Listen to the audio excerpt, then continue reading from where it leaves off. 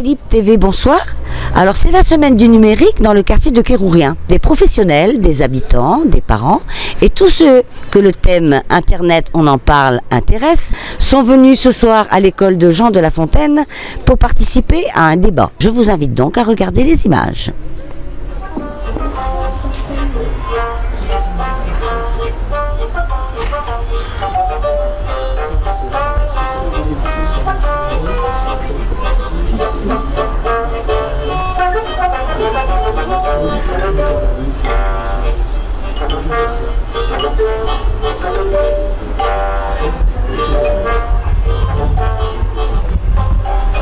L'idée, c'est en fait de créer un jeu vidéo. Donc ça apprend vraiment les bases de tout ce qui est programmation informatique. Donc on est allé avec les enfants, on est allé pareil progressivement. Donc on a commencé par voir comment on crée un personnage, comment on crée un tableau, comment on pouvait le faire déplacer, apparaître, disparaître, voilà, en langage du coup informatique. Donc ça, on l'a fait sur des tablettes. Donc chaque enfant avait une tablette. Donc si vous voulez voir un petit peu ce qu'ils ont fait, il faut aller voir directement sur chaque tablette. Voilà. Chaque enfant a nommé son projet, mais ça peut vous donner une idée. Je vous fais passer. Alors on peut aussi préciser que ce coding vidéo a été fait avec des enfants de 6 à 8 ans. Le petit film d'animation, c'est avec des plus grands, des 8-12 ans. Voilà, c'est les précisions qu'on peut ajouter. Les enfants, ça leur a beaucoup plu. Je ne sais pas si certains ont eu des retours. Ils ont bien aimé faire ça et peut-être on va apporter d'autres temps de création à voir avec le groupe. En tout cas, on remercie l'école qui nous a prêté les tablettes aussi parce que nous n'avions pas le matériel pour suffisamment d'enfants. Donc, on a pu profiter de ces tablettes. Donc, ça, c'était aussi très intéressant. Cycle entier avec des enfants qui n'étaient pas habitués, qui ne savaient pas comment fonctionner. Donc, il a fallu reprendre les bases depuis le début.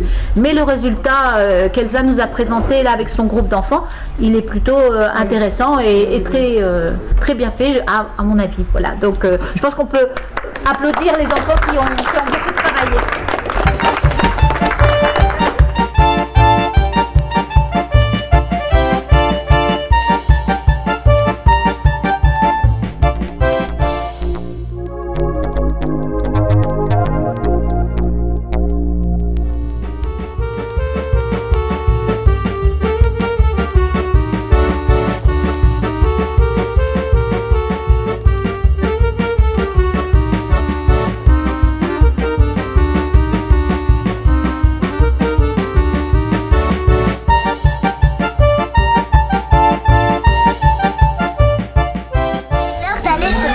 J'ai besoin de dormir, non, sinon demain je serai trop fatiguée, donc je vais me coucher. On enlève les deux. Mais on remet tout dedans. C'est un petit jeu parce que je pense faire un Ah, enfin je peux me coucher. Ma maman m'a dit que je pouvais. Ah, ça me fait plaisir. C'est cool, je pourrais faire tout ce que je veux. Tu vois, tu vas la séquence. Comment ça, tu vas pouvoir faire tout ce que tu veux? J'avais pris une petite fille et elle s'appelle Oriane et puis j'ai fait des paroles jusqu'à 5 pour qu'elle parle dans le jeu. Les tablettes sont aussi utilisées en classe par certains enseignants, pas par tous, parce qu'il y a des enseignants qui pour l'instant n'accrochent pas, qui n'accrocheront peut-être jamais à ce genre de support.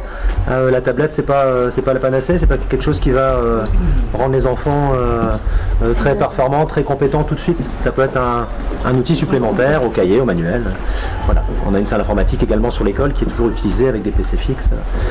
Voilà. Bon, le but de la soirée, c'était aussi, suite à un travail que Marc a fait avec les enfants de CM ce matin, de discuter sur les usages que vos enfants, que nos élèves ont d'Internet, ont des supports numériques, que ce soit la tablette, les jeux, parce qu'il nous était arrivé, nous, de nous poser la question, moi en tant que parent, j'ai des parents à peu près de l'âge des vôtres, jusqu'à où on peut accompagner nos enfants sur ces supports-là auxquels on ne connaît pas forcément grand-chose. Donc on trouvait que le meilleur moyen, c'était d'en parler avec les enfants. Ce qu'a fait Marc ce matin, et puis on souhaitait faire un retour et puis un échange peut-être avec vous ce soir autour de ces questions. Bonsoir à tous, les plus anciens que nous connaissent sous le nom de La Folle. Voilà. On intervient depuis de nombreuses années sur ce sujet-là. La première fois qu'on nous a sollicité, c'était dans un collège du Finistère Nord où un gamin avait mis fin à ses jours et on nous avait demandé: allô la Ligue, est-ce que vous savez faire quelque chose avec les ados? Donc plutôt oui. Est-ce que vous savez faire des trucs sur Internet? Plutôt oui aussi. Donc venez dans notre classe faire parler nos ados pour que ça soit un peu évacué. Donc on est allé dans le collège, on est allé dans la classe, on a parlé des problèmes avec les ados, ils ont fait leur job d'ado, ils nous ont répondu aux questions, on est parti au bout d'une heure et demie, c'était bien, oui. Est-ce qu'on a résolu quelque chose? Non. Donc voilà, on s'est dit, c'était pas une fois qu'il y avait eu le feu, une fois qu'il y a eu des problèmes, qu'il fallait parler avec les gens, discuter.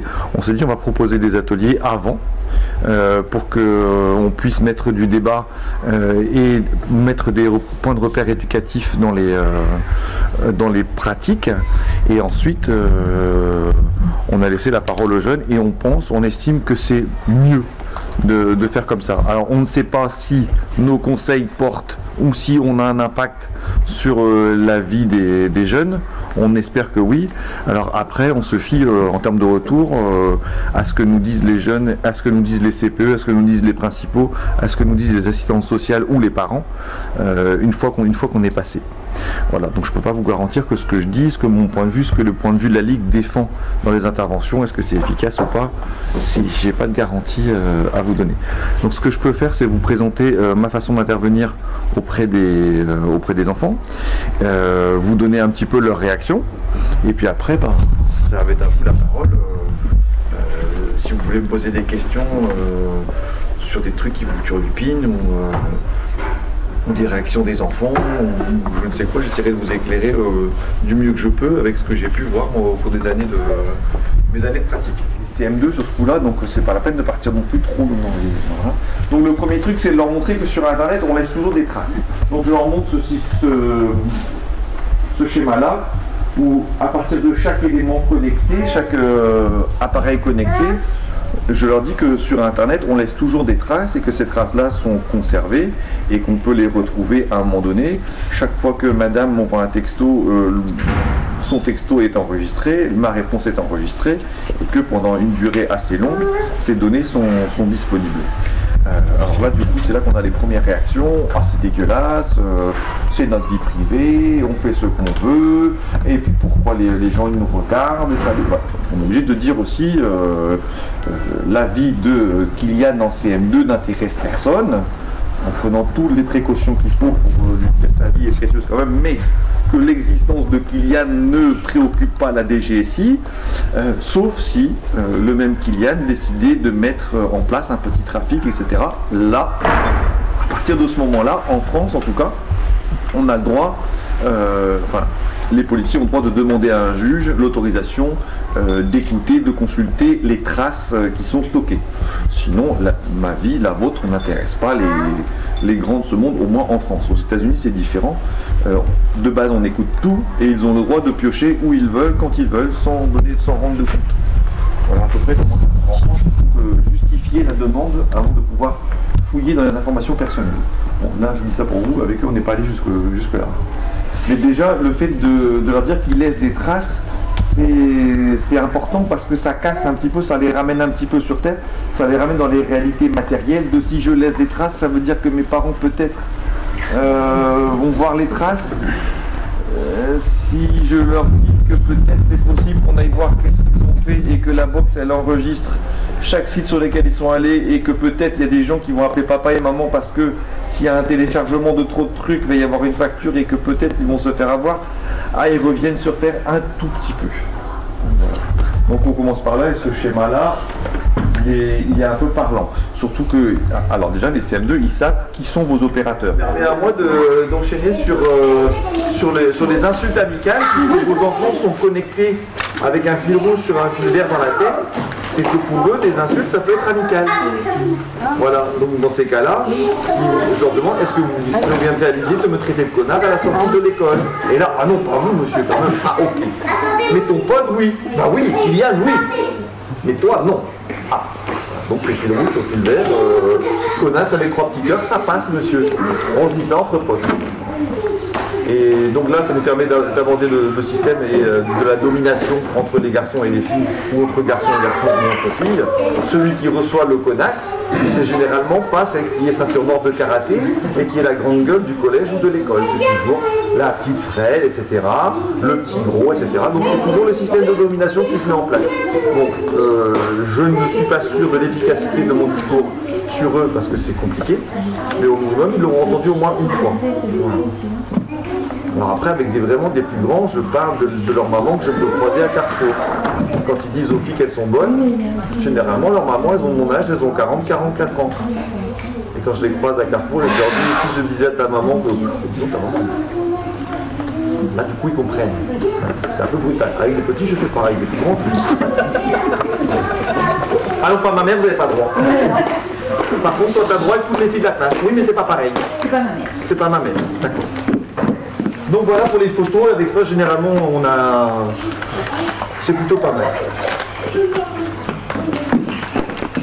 Comme vous êtes des parents, je peux vous montrer d'autres trucs. On a des enfants. Parce que bientôt ils seront relevés quelques enfants. Oui mais là ils ne pourront pas. Ça dépend. Bon, je vais aller vite alors. Oui, moi c'est vite.